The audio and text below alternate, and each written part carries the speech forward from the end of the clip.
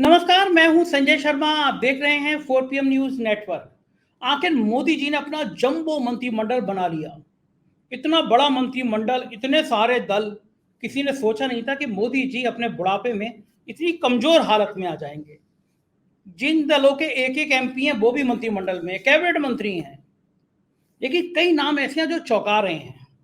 लोग लेंस लगा के स्मृति ईरानी को ढूंढते रहे कि शायद उनका नाम आ जाएगा, लेकिन पता चला कि मोदी जी तो चाहते थे, लेकिन स्मृति ईरानी के नाम पर गच्चा हो गया। आए हैं, जाहिर है कि अब नाव चलने से पहले डगमगाने लगी है। और कभी कभी कहते हैं ना, स्टार्स खराब होते हैं। लक्षण तभी हुआ कि शपथ ग्रहण पूरा नहीं हुआ था कि कश्मीर से खबर आई कि आतंकवादियों ने एक तीर्थ यात्रियों की बस पर हमला कर दिया, 10 लोग मर गए। और ये जम्मू संभाग में हुई। अभी तक की आतंकी की घटनाएं कश्मीर घाटी में होती थी, वैली के आसपास होती थी। पहली बार ऐसा हो रहा है घटनाएं जम्मू संभाग में हो रही हैं। आज की घटना भी जम्मू संभाग में हुई, उससे पहले की घटना भी जम्मू संभाग में हुई। धारा 370 हटाने के बाद कश्मीर में शांति का दावा करने वाली मोदी सरकार चिन के बिखर रही है। आतंकवाद कश्मीर में फैलता जा रहा है। बड़ी बड़ी बातें, लच्छेदार भाषण, हम मर जाएंगे, कश्मीर का नहीं होने देंगे, ऐसी भाषणों से कानून व्यवस्था नहीं संभलती, आतंक का खात्मा नहीं होता। इतने ज्यादा सैनिक मरे हैं कश्मीर में, लेकिन कोई पूछने वाला नहीं है, क्योंकि गोदी मीडिया सवाल नहीं करता। आज वो मोदी के महिमा मंडल में जुटा था। सारी सुरक्षा एजेंसियां मोदी मंत्रिमंडल की तैयारी कर रही थी। अजीत डोभाल को होश नहीं था कि कश्मीर में प्लान क्या हो रहा है, आतंकी करने क्या जा रहे हैं। क्या मोदी पार्ट 3, एनडीए पार्ट 3 एक खतरनाक मोड़ पर बन रहा है? क्या कटीले तार बिछे हुए हैं? संघ खामोश क्यों रहा? संघ का कोई बड़ा चेहरा मंत्रिमंडल में दिखाई नहीं दिया। ऐसी तमाम बातों के लिए आज हम चलते हैं सीधा नागपुर। वही नागपुर जहां संघ मुख्यालय, और वहीं पे एक बहादुर पत्रकार रहते हैं, नाम है राजीव रंजन सिंह। फॉर्च्यून मैगजीन है उसके, उस मैगजीन में बहुत सीनियर पोस्ट पर हैं। कई बड़े अखबार, कई बड़ी मैगजीन में उन्होंने काम किया है। बहुत बेबाक तरीके से बोलते हैं, बहुत बेबाक तरीके से लिखते हैं। उनसे पूछेंगे सीन क्या है। राजीव भाई, इधर शपथ ग्रहण चल रहा था, उधर आतंकी हमला कर रहे थे, जम्मू में हमला कर रहे थे। किसी ने सोचा नहीं था कि जम्मू में ऐसी घटना हो जाएंगी। वैष्णो देवी के पीछे वाले हिस्से में शिवखोरी एक जगह है, वहां से लौट के आ रहे आतंकवादी ने गोली चला दी। कहां थी सुरक्षा एजेंसियां? क्या प्रधानमंत्री के वेलकम करने में लगी हुई थी? और फिर कहां चला गया कि 370 खत्म होने के बाद आतंकवाद खत्म हो गया है? ये डायलॉग कहां चले गए? क्या लगता है आपको?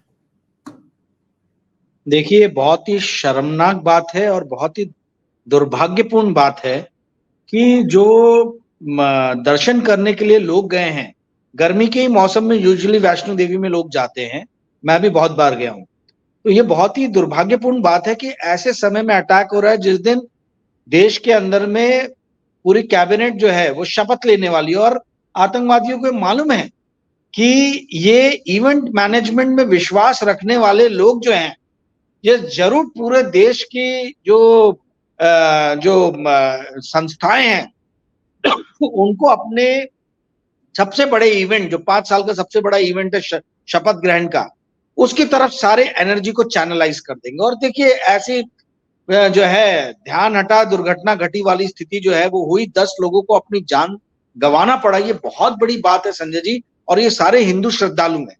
तो इससे समझ में आता है कि जो ये बातें बड़ी बड़ी करते हैं कि भाई 370 हटा के हमने आतंकवाद पे कंट्रोल कर लिया, ये सारी चीजों की कलाइयां खुल रही हैं, सारी चीजों की कलाइयां खुल रही हैं। और आपने जैसा बोला, संघ निष्क्रिय रहा या संघ की बात का कुछ असर नहीं हुआ इस कैबिनेट पे। मैं आपको एक अंदर की बात बताना चाहता हूं संजय जी। स्मृति ईरानी को नरेंद्र मोदी जी मिनिस्ट्री में शामिल करना चाहते थे। मेरे बहुत ही क्लोज सोर्सेज ने मेरे को बताया है कि संघ ने कंप्लीटली इस बात पे कहा कि नरेंद्र मोदी जी, आप स्मृति ईरानी जो एक हारी हुई प्रत्याशी हैं, उनको आप अपने मंत्रिमंडल में नहीं लेंगी, क्योंकि इनके व्यवहार को लेके बहुत जगह से बहुत सारी जो है कंप्लेन्स आई हैं, बहुत सारी कंप्लेन्स आई। तो ये ऐसा नहीं है कि ये सिर्फ सामान्य लोगों के साथ में इनका व्यवहार जो है अच्छा नहीं रहा है, संघ के भी लोगों के साथ में अवश्य इनका व्यवहार अच्छा नहीं रहा होगा, क्योंकि इनके नाम के आगे अच्छे स्कोर्स नहीं है संघ में। तो आज जो ये कैबिनेट में इनको जगह नहीं मिला, ये इन्होंने अपनी हर सभा में कहा था कि मैं हारू चाहे जीतू, मैं मंत्री तो बनूंगी। तो वो चीज तो अब साफ हो गई। तो संघ ने कम से कम एक काम तो किया कि भाई स्मृति ईरानी जी जो है, इनको मंत्रिमंडल में मोदी जी जो चाहते थे वो शामिल नहीं कर पाए। पहली चीज किया। देखिए, एक चीज को समझिए, आप जैसा बोते हैं वैसा आप काटते हैं, ठीक है। तो नरेंद्र मोदी जी ने जो बीज बोए, जो इन्होंने नेताओं को हर राज्य में कमजोर किया, और खासतौर पे जिन जिन लोगों ने इनका साथ दिया, चाहे वो अकाली दल हो, चाहे वो बीजू जनता दल हो, चाहे वो नीतीश कुमार जी की पार्टी हो, चाहे वो लोक जनशक्ति पार्टी हो, आप नाम लीजिए जो जो इनके साथ में थे। रामदास अठावले हो, ठीक है, अजीत पवार हो, आप देखिए इनकी क्या हैसियत आज की डेट में रहेगी। एक एक मेंबर ऑफ पार्लियामेंट जो है वो मतलब ये आपके अकाली दल और अजीत पवार, इन लोग की ये स्थिति हो, ठीक है। और बहुत जल्दी लोक जनशक्ति पार्टी और नीतीश कुमार जी की भी ये स्थिति हो जाएगी यदि ये सुधरे नहीं तो। मैं आपको ये बता रहा हूं, आप इस बात को समझिए, ये जिस तरीके से नेताओं को इन्होंने दुर्बल किया है, और दुर्बल नेताओं का जैसा इन्होंने मखौल उड़ाया, मजाक उड़ाया, आज प्रभु श्री राम इस चीज का इनसे जो है एक एक करके हिसाब किताब लेंगे। इनको शंकराचार्यों ने भी समझाया था कि आप मत कीजिए। इन्होंने बात नहीं सुना, मंदिर का उद्घाटन किया ही किया। आज वही प्रभु श्री राम का जो है, जो ऐसा चक्र चल रहा है, समय का चक्र, देखिए जो भी आप इस जीवन में बोते हैं आप वही काट के जीवन से जाते, ठीक है। तो इसी जीवन में आपका सब फैसला हो जाता। अभी इन्होंने मैंडेट तो इनके पास में था नहीं, क्योंकि ये पूरा का पूरा चुनाव जो है वो नरेंद्र मोदी होना चाहिए अगला प्रधानमंत्री या नहीं होना चाहिए, इस पे लड़ा। और मैंडेट इनके पास में नहीं था, इनके पास में नंबर थे 240, पर मैंडेट नहीं था। 63 सीट्स का लॉस हुआ इनको पिछले बार के मुकाबले। तो आप समझिए 60-65 सीट हारने के बाद भी यदि आप जोर जबरदस्ती से सरकार बनाते हैं तो आप ज्यादा दिन नहीं चलने वाले, ये बात तो तय है। दूसरी एक और बात से मुझे लग रहा है कि ये सरकार ज्यादा दिन शायद नहीं चले। मुझे देखना है कि cabinet committee on security affairs जो रहता है, जिसमें 4 मंत्रालय और प्रधानमंत्री रहते हैं। 4 मंत्रालय कौन कौन से हैं?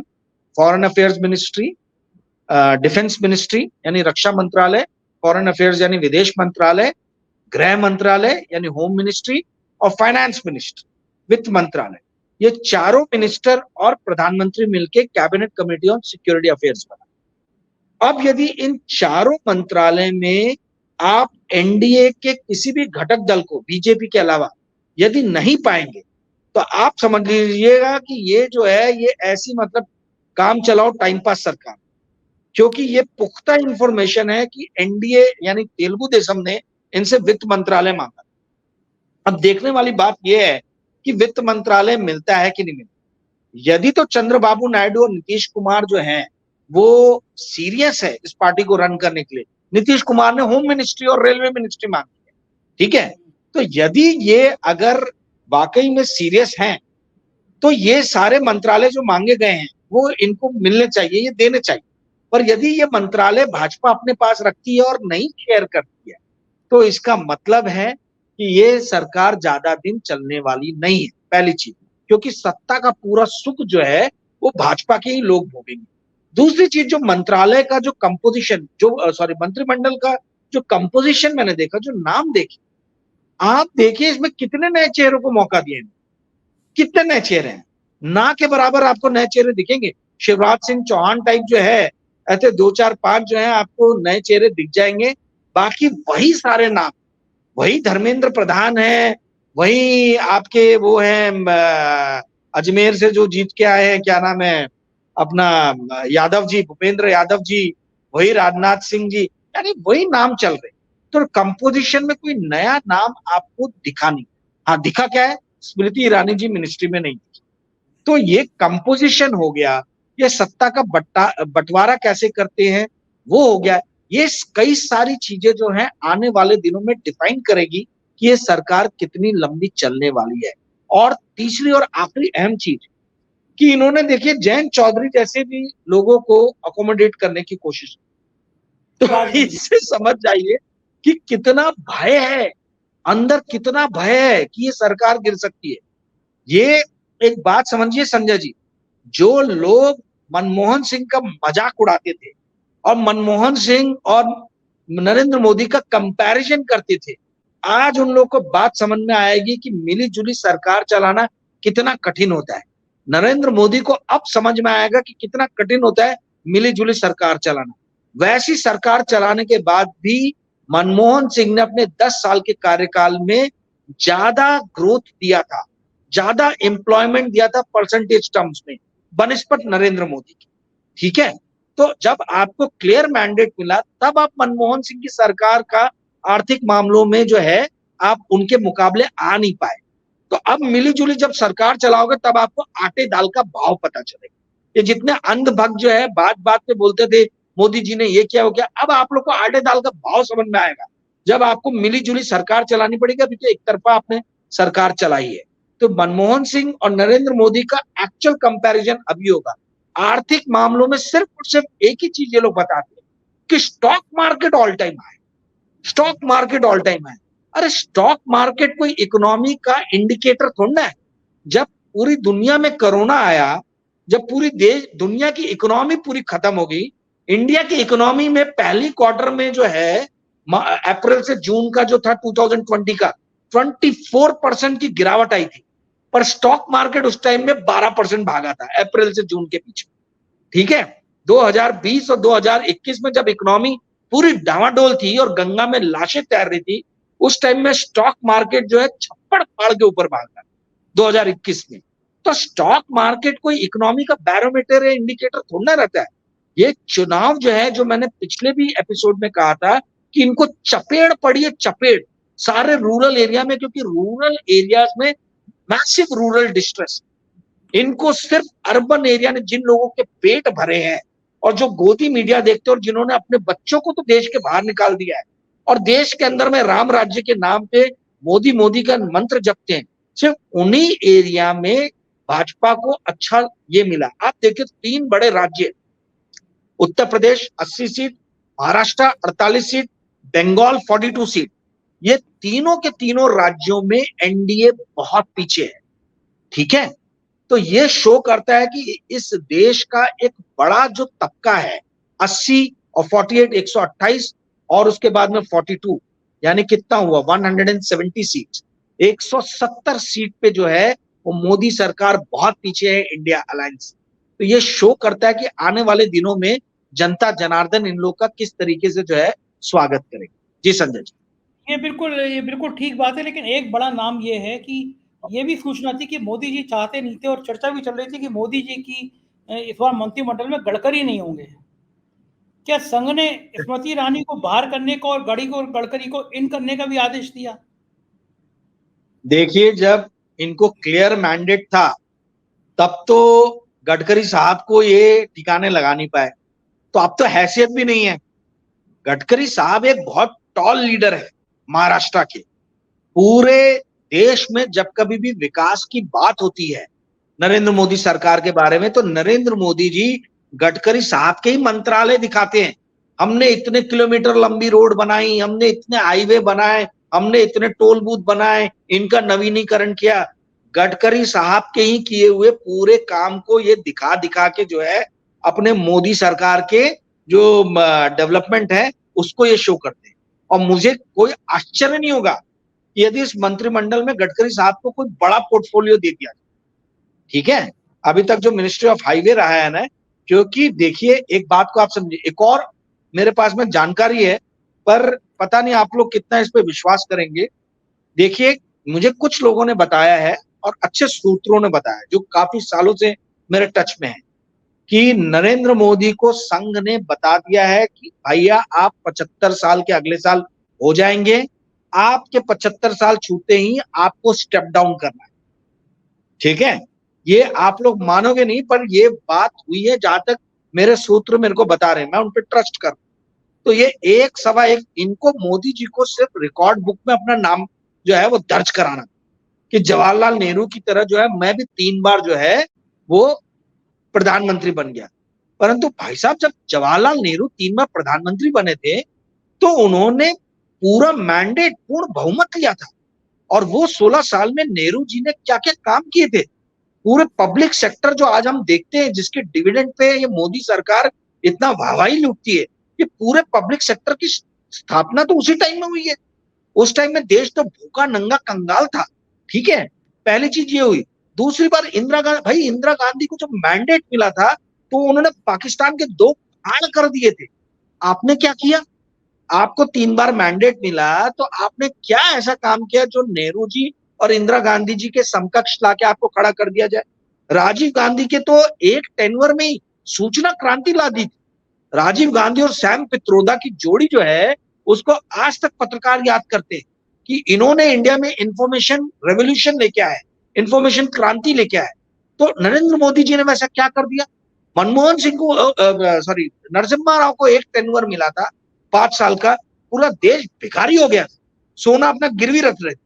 वहां से जो है आपके नरसिम्हा राव और मनमोहन सिंह ने देश को उस कंगाली के दौर से बाहर निकाला। तो नरेंद्र मोदी को तो एक अच्छा खासा राष्ट्र मिला था, और उस राष्ट्र में भी इन्होंने क्या पॉलिसीज की? सबसे पहले इन्होंने ऐसी पॉलिसी की डीमोनेटाइजेशन की कि जितने अनऑर्गेनाइज सेक्टर में कंपनीज थी छोटी छोटी, वो सारी बंद हो। उसके बाद में ये घटिया जीएसटी लेके आ गए, 5 अलग अलग तरीके की, और उसको ऐसा बताया कि मतलब वो मिडनाइट रेवोल्यूशन कुछ तो भी हो गया है, मतलब, ठीक है। उसके बाद देखा कि जो बचे खुचे भी थे लघु और मध्यम ये उद्योग, वो और तहस नहस हो गए। और सोने पे सुहागा जो भट्टादार, मतलब भट्टा बैठा दिया इस देश का, वो रातों रात अनाउंसमेंट किया कि 2 दिन के अंदर में हम कंप्लीटली जो है देश बंद कर रहे हैं कोरोना। पूरे देखिए वर्ल्ड ओवर में कहीं पे भी ऐसा लॉकडाउन नहीं लगा था जो भारत में लगा। और देश की जो बुरी स्थिति हुई आर्थिक, जो मैंने बताया कि 24% पहले ही तिमाही में गिर गया था। अप्रैल 2020 से लेकर जून 2020 तक वो कोरोना के कारण नहीं गिरा, वो गिरा था लॉकडाउन के कारण। आप देखिए यही 2021 में एक्चुअल कोरोना जो सेकंड फेज का आया था, उसमें ज्यादा मौतें हुई, और उस टाइम में इकोनॉमी वैसी नहीं गिरी थी जो 2020 में गिरी थी। तो इकोनॉमी जो ध्वस्त हुई वो इनके फालतू के डिसीजंस के कारण। आप देखिए डीमोनेटाइजेशन का आज तक किसी को नहीं पता चला क्या फायदा हुआ। आज तक किसी को ये नहीं पता चला है कि भैया आपने रातों रात जो ये लॉकडाउन की बात की उसका क्या फायदा। आज तक हम लोग ये नहीं समझ पाए कि भैया धारा 370 पे जो इतना ये नंबर अपने बढ़वाते हैं, माइलेज लेते हैं, उसका फायदा क्या हुआ। आज ही जम्मू में अटैक हो गया जैसे आपने बताया। तो इनके सारे काम जो है वो फोटो, यानी मतलब बिग साइज जो है ना, ये खाली इवेंट मैनेजर की तरह अभी भी काम कर रहे हैं। और अब मैं जो बार बार बोल रहा हूँ आटे दाल का भाव अब इनको समझ में आएगा, जब मनमोहन सिंह की तरह जो है इनको मिली जुली सरकार चलानी पड़ेगी। अभी तक तो बहुत मजे किए हैं, और अंधभक्तों ने भी बहुत हल्ला गुल्ला मचाया है कि हमारे मोदी जी ने ये किया वो किया। अब समझ में आएगा आने वाले दिनों में कि सरकार चलाना कितना मुश्किल होता है, और जो बात बात पे अब मनमोहन सिंह को घसीटते थे वो कितना गलत था। आप एप्पल टू एप्पल कंपैरिजन कर सकते हो, एप्पल और ऑरेंज का कंपैरिजन नहीं कर सकते। जी संजय जी, बिल्कुल ठीक कह रहे हैं, लेकिन कुछ लोग तो मानने को तैयार नहीं होते हैं। जिन्होंने एग्जिट पोल किया था वो नहीं मान रहे हैं। प्रशांत किशोर जैसे लोग अभी भी कह रहे हैं कि 20% मुसलमानों ने दे दिया कांग्रेस को और कुछ परसेंट ज्यादा आ गए। अब इन बेवकूफ से ये पूछो कि 80% हिंदू हैं तो क्या बीजेपी का 80% वोट आ गया? लेकिन प्रशांत किशोर अभी भी अपनी गलती मानने को तैयार नहीं है। मतलब इतना फर्जिफिकेशन, इतनी कहानियां उस आदमी के सामने आ गई, लेकिन अभी भी बंदा अपनी गलती मानने को तैयार नहीं है। देखिए एक हिंदी में कहावत है, कुत्ते की दुम जो है वो टेढ़ी की टेढ़ी रहती, वो कभी सीधी नहीं होती। तो कैसा है, ऐसी कुछ लोगों का व्यक्तित्व रहता है, वो जिद्दी किस्म के रहते हैं, तमाम तरीके की गलतियां करने के बाद भी वो बार बार अपना उपहास जो है ना, अपना मजाक उड़वाते, ठीक है। ये प्रशांत किशोर पांडे यानी पाड़े बाबा, हमारे बिहार में पांडे जी को पाड़े बाबा बोलते, इज्जत देते। तो ये पाड़े बाबा जो है, ये पाड़े बाबा को छपास की बीमारी है। इन्होंने एक इंटरव्यू में कहा, मेरे किसी दोस्त ने उसका एक कट मेरे को भेजा था, कि इन्होंने कहा मैंने आज तक 2 ही बार गलती किया है, मतलब आज तक मैंने 2 ही बार नंबर दिया है, और एक बार मैं सही रहा और एक बार मैं गलत रहा। तो एक बार जब मैंने दिया था बंगाल के इलेक्शन के टाइम में, उस टाइम में देना मजबूरी था क्योंकि ममता दीदी की पार्टी टूट रही थी। तो पाणे बाबा, मैं आपसे पूछना चाहता हूं कि ये दूसरी बार जो अभी दिया आपने, वो किस मजबूरी के कारण दिया था? क्या नरेंद्र मोदी की सरकार और उनका मंत्रिमंडल क्या टूट रहा था, उनके पार्टी के लोग टूट टूट के जाने वाले थे? पहली बार आपने मजबूरी में दिया, दूसरी बार कौन सी मजबूरी थी? है हाँ, ये भी पाणे बाबा जरा बता दे तो मजा आ जाए।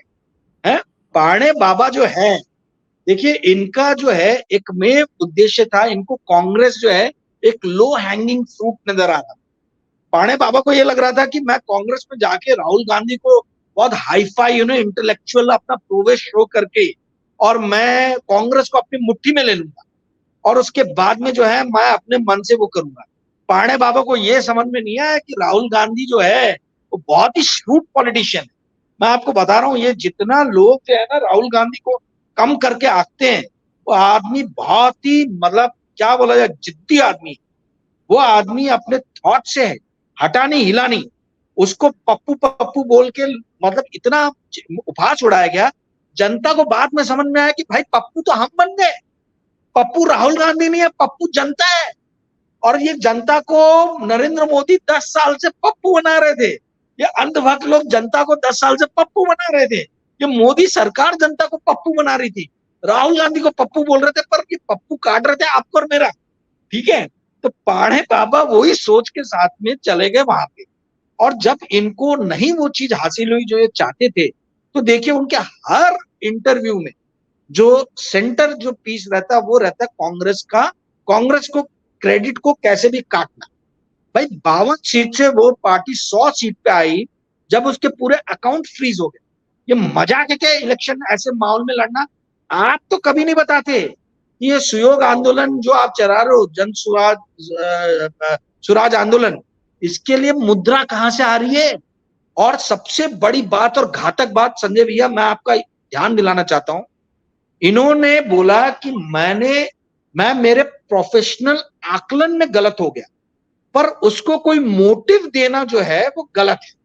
मोटिव नहीं देना चाहिए, मैं कोई बीजेपी का एजेंट नहीं। पाणे बाबा, आप तो प्रोफेशनल सेफोलॉजी 2-3 साल पहले ही छोड़ चुके हैं, तो आपने ये अपना आकलन लगाने के लिए डाटा किससे लिया था? प्रदीप गुप्ता से लिया था कि वो दुबई बेस्ड जो है नानाजी देशमुख आरएसएस वाले, उनके नेफ्यू जो हैं उनसे लिया था? क्या नाम है, मेरे एकदम दिमाग में आ नहीं रहा अभी, वो भी देशमुख ही है कोई, तो उनसे आपने लिया, यशवंत देशमुख। तो आपने डाटा किससे लिया था आप ये बताएं। आप तो काम कर नहीं रहे, आपका आईपैक के पास में एक ही क्लाइंट है जहां तक मेरी जानकारी है, वो भी वेस्ट बंगाल में। और वो लोग भी इनसे इतने चिड़े हुए हैं कि ये फालतू के स्टेटमेंट देके इन्होंने आईपैक की ऐसी तैसी कर दी। ठीक है, इन्होंने अपने लोगों को बोला था तैयार रहिए, परिवर्तन आने वाला है। ठीक है, प्राइवेट मीटिंग्स में, प्राइवेट इसमें, और बाहर आके पाड़े बाबा इस तरीके की बातें कर। तो कहने का अर्थ ये है कि पाड़े बाबा सुधरेंगे नहीं। पाड़े बाबा को छपास की बीमारी है, ये अभी भी घूम घूम के अलग अलग स्टूडियो में जाएंगे और बातें करेंगे। और यूट्यूब में ये बोलते अंडर करंट कोई नहीं था। संजय भैया, ये पाड़े बाबा जो है 4 PM नहीं देखते हैं। 4 PM ने संजय शर्मा शो में बार बार अंडर करंट दिखाए गए। संजय शर्मा ने बार बार चीख चीख के कहा कि कहीं ऐसा ना हो जाए कि इंडिया अलायंस जो है एनडीए से ज्यादा सीट ले जाए। पर पाड़े बाबा को जो है वो टीवी स्टूडियो से फुर्सत नहीं है। और पाड़े बाबा यदि आपको देखते भी होंगे तो एक्सेप्ट नहीं करेंगे, क्योंकि ये तो झूठ बोल रहे थे। ठीक है, तो मेरा ये कहना है कि इस चीज की सघन जांच होनी चाहिए, जांच होनी चाहिए इस चीज की कि ये यशवंत देशमुख, प्रदीप गुप्ता और प्रशांत किशोर, ये क्यों, खासतौर पे प्रशांत किशोर, ये रिजल्ट आने के पहले क्यों फालतू की बकवास करने लगे और इन्होंने बोलना चालू किया कि मोदी की सरकार आ रही है, 303 से ज्यादा ही सीट मिलेगी। पाणे बाबा के हर अकाउंट का जो है, ये हर अकाउंट की छानबीन होनी चाहिए और इस बात को ये पता लगाना चाहिए कि पाड़े बाबा को डाटा किसने प्रोवाइड किया, ये किस डाटा के बेसिस पे बोल रहे थे कि आपके वेस्ट और नॉर्थ में बीजेपी को कोई खास नुकसान नहीं होगा और जो नुकसान होगा थोड़ा बहुत उसकी भरपाई साउथ और ईस्ट से हो जाएगी। भैया कितनी सीट जीते ईस्ट में? उड़ीसा में जीते आप 11-12 सीट, 11 सीट जीते मेरे ख्याल से। साउथ में कितनी जीते? 6 आंध्रा में जीते और 3-4 तेलंगाना में जीते। 11, 6, 17 और 4 पकड़ लो 21। यूपी में हारे कितने हो आप, राजस्थान में हारे कितने हो आप, ये आप देखो ना, गुजरात में कितने हारे हो आप, झारखंड में कितने हारे हो आप, पंजाब में सीट लूज की है, महाराष्ट्र में तो डेसिमेट हो गए हो आप, ठीक है, बुरी तरीके से जो है 42 सीट थी, 42 से कहां पे आ गए।